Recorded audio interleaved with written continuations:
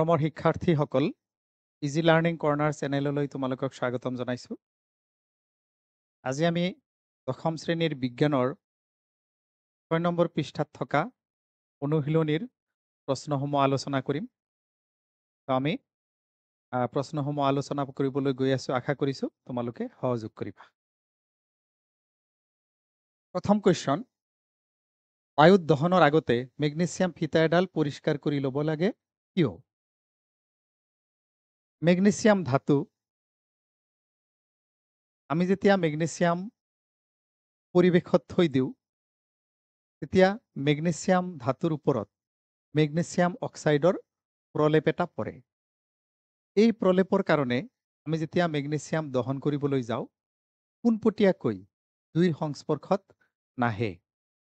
গতিকে মেগনেছিয়াম ফিতাৰ ওপৰত থকা মেগনেছিয়াম অক্সাইডৰ প্ৰলেপটো আঁতৰাই পেলালে ই পোনে পোনে জুইৰ সংস্পৰ্শত আহে আৰু সহজে দহন হয়। সেইকাৰণে মেগনেছিয়াম ফিতা দহনৰ আগতে সিৰিজ পেপাৰেৰে ভালকৈ পৰিষ্কাৰ কৰি ল'ব লাগে।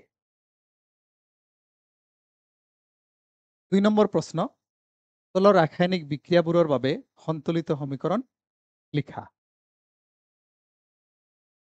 এইটো এটা শব্দ সমীকৰণ,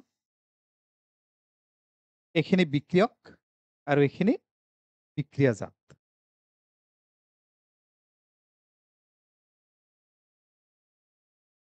হাইড্ৰোজেন, ক্লোৰিন উৎপন্ন হৈছে হাইড্ৰোজেন ক্লোৰাইড। হাইড্ৰোজেন দুটা আছে, ক্লোৰিন দুটা আছে, হাইড্ৰোজেন এটা, ক্লোৰিন এটা। যদি আমি সন্মুখত 2 এটা দি দিওঁ তেতিয়াহ'লে সমীকৰণটো সন্তুলন হৈ গ'ল।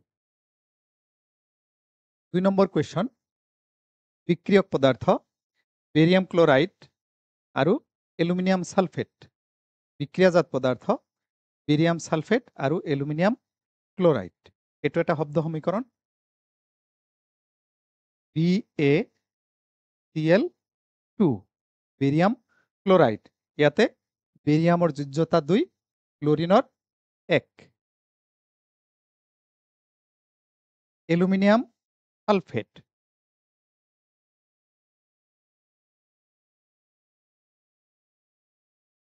ইয়াতে এলুমিনিয়ামৰ যোজ্যতা 3, সালফেটৰ 2। Barium sulphate BaSO4, বেৰিয়ামৰ যোজ্যতা 2, সালফেটৰ 2। Aluminium chloride, এইটো এটা জকা ৰাসায়নিক সমীকৰণ। এতিয়া আমি সমীকৰণটো সন্তুলন কৰিম। প্ৰথমতে আমি চাম ইয়াতে আটাইতকৈ বেছি সংখ্যা থকা মৌল কি আছে। আমি যদি চাওঁ দেখা পাম যে অক্সিজেন, অক্সিজেন কেইটা আছে, এইফালে 4 আৰু 3, অৰ্থাৎ 4 3 গুণ 12টা। আমি সহজভাৱে যদি কৰোঁ তেতিয়াহ'লে আমি চাওঁ সালফেট কেইটা আছে। সালফেট আছে 3টা আৰু এইফালে সালফেট আছে এটা। তেতিয়াহ'লে ইয়াতে আমি এটা 3 বহাই দিলোঁ। সালফেট 3টা, সালফেট 3টা হৈ গ'ল। 3 বহাই দিয়াৰ লগে লগে এইফালে বেৰিয়াম 3টা হৈ গ'ল। গতিকে এইফালে আমি বেৰিয়াম 3টা বনালো। এতিয়া এইফালে বেৰিয়াম 3টা বনালো, বনোৱাৰ লগে লগে চোৱা ক্লোৰিন 2 3 গুণ 6, 6টা হৈ গ'ল। গতিকে আমি এইফালে যদি ক্লোৰিন 6টা বনাওঁ তেতিয়াহ'লে সন্মুখত এটা 2 বহাই দিলোঁ। এতিয়া চোৱা বেৰিয়াম 3টা হৈ গ'ল, ক্লোৰিন 3 2 গুণ 6, 6টা হৈ গ'ল, এলুমিনিয়াম 2টা হৈ গ'ল, সালফেট 3টা, সালফেট এই 3টা হৈ গ'ল। সমীকৰণটো সন্তুলন কৰা হ'ল। 3 নম্বৰ কুৱেশ্যন, বিক্ৰিয়ক সোডিয়াম আৰু পানী উৎপন্ন হৈছে সোডিয়াম হাইড্ৰক্সাইড আৰু হাইড্ৰোজেন গেছ সোডিয়াম যোগ H2O উৎপন্ন হৈছে সোডিয়াম হাইড্ৰক্সাইড NaOH সোডিয়ামৰ যোজ্যতা 1 হাইড্ৰক্সাইডৰ 1 আৰু উৎপন্ন হৈছে হাইড্ৰোজেন গেছ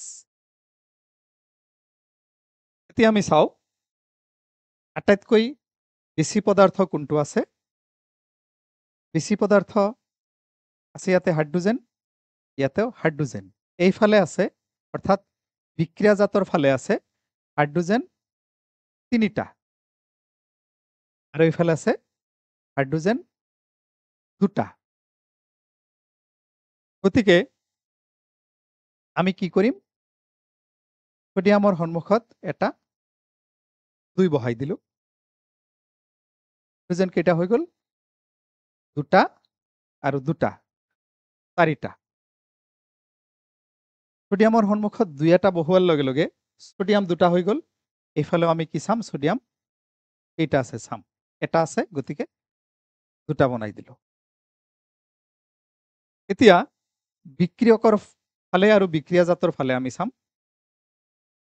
বিক্ৰিয়কৰ ফালে অক্সিজেন এটা আছে বিক্ৰিয়াজাতৰ ফালে অক্সিজেন 2টা আছে গতিকে আমি ইয়াতে এটা 2 বহাই দিলো এতিয়া চোৱা সোডিয়াম 2টা আছে 2টা হাইড্রোজেন 2 2 গুণ 4টা আছে হাইড্রোজেন এই 2টা 4টা অক্সিজেন 2টা আছে অক্সিজেন 2টা আছে সমীকৰণটো সমতুল হৈ গল 3 নম্বৰ কোৱেশ্চন তলৰ বিক্ৰিয়াবোৰৰ বাবে অৱস্থা চিহ্নসহ একোটা সন্তুলিত ৰাসায়নিক সমীকৰণ লিখা আগৰ কোৱেশ্চনৰ যিখিনি আমি সমাধান কৰিলো ৰাসায়নিক সমীকৰণসমূহ আমি সন্তুলন কৰিলো কিন্তু অৱস্থা চিহ্ন নিলিখিলো এই কাৰণেই যেহেতু প্ৰশ্নত সোধা নাই গতিকে প্ৰশ্নত সুধিলেহে আমি অৱস্থা বা চিহ্ন লিখিম অন্যথায় আমি নিলিখো 1 নম্বৰ কোৱেশ্চন বেৰিয়াম ক্লোৰাইড আৰু সোডিয়াম সালফেটৰ জলীয় দ্ৰৱৰ মাজত বিক্ৰিয়া ঘটি অদ্ৰাব্য বেৰিয়াম সালফেট আৰু সোডিয়াম ক্লোৰাইডৰ দ্ৰৱ প্ৰস্তুত হয় BaCl2 বেৰিয়াম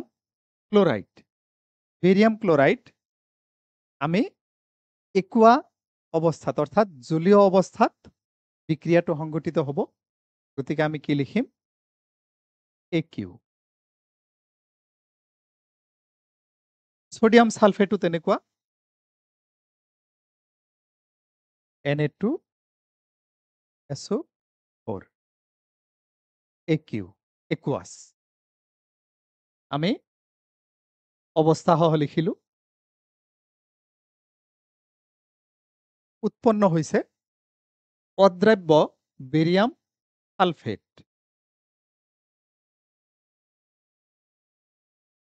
BaSO4 যেহেতু অদ্রাব্য গতিকে ই কি হ'ব গোটা বা সলিড গতিকে আমি লিখিম S আৰু কি উৎপন্ন হৈছে সোডিয়াম ক্লোৰাইড NaCl তো এইটো হ'ব NaCl একুয়াস এতিয়া আমি চাও এটো হল সমীকৰণৰ জকা আমি চাও সমীকৰণটো সন্তুলিত হৈ আছে নেকি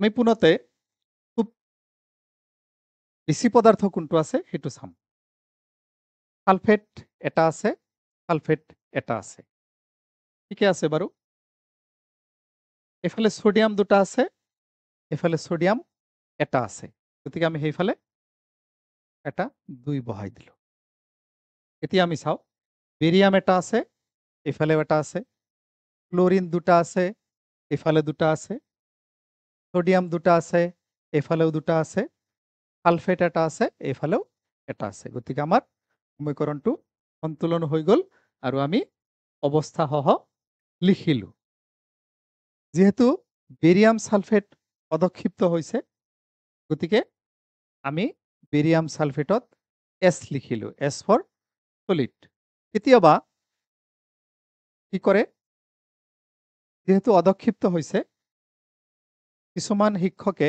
এনেকেও লিখে তললৈ কাৰ্চিন এটা দিয়ে এই কাৰ্চিনৰ অৰ্থ হল অদক্ষিপ্ত হৈছে গতিকে আমি কাৰ্চিনো দিব পাৰো আৰু নহলে কি লিখিব পাৰো সলিডৰ S লিখিব পাৰো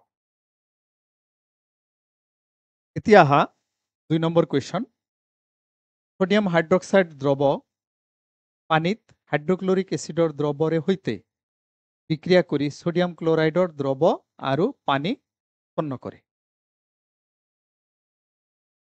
NaOH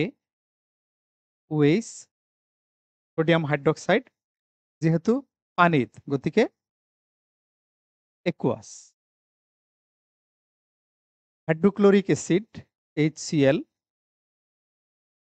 যেহেতু পানীত গতিকে একুয়াস উৎপন্ন হল সোডিয়াম ক্লোরাইড NaCl একুয়াস আৰু লগতে উৎপন্ন হল পানী H2O এটো হ'ব লিকুইড এটো এটা জকা ৰাসায়নিক সমীকৰণ এতিয়া আমি সমীকৰণটো সন্তুলন কৰিম কোন প্ৰথমতে আমি চাও আটাইতকৈ বেছি পদাৰ্থ বা বেছি মৌল কোনটো আছে এফালে হাইড্ৰোজেন দুটা আছে এফালে হাইড্ৰোজেন এটা দুটা আছে সোডিয়াম এটা আছে সোডিয়াম এফালে এটা আছে অক্সিজেন এটা আছে অক্সিজেন এফালেও এটা আছে ক্লোরিন এটা আছে এইফালেও এটা আছে গতিকে আমি দেখা পালো যে সমীকৰণটো ইতিমধ্যেই সন্তুলিত হৈ আছে গতিকে আমি প্ৰশ্নৰ উত্তৰসমূহ আলোচনা কৰিলো তোমালোকৰ নিশ্চয় ভাল লাগিছে যদি তোমালোকৰ ভাল লাগে তেতিয়া হলে এই চেনেলটো লাইক কৰিবা শেয়াৰ কৰিবা আৰু সাবস্ক্ৰাইব কৰিবা আজিলৈ এইখিনিয়ে পুনৰাই তোমালোকক ধন্যবাদ জনাই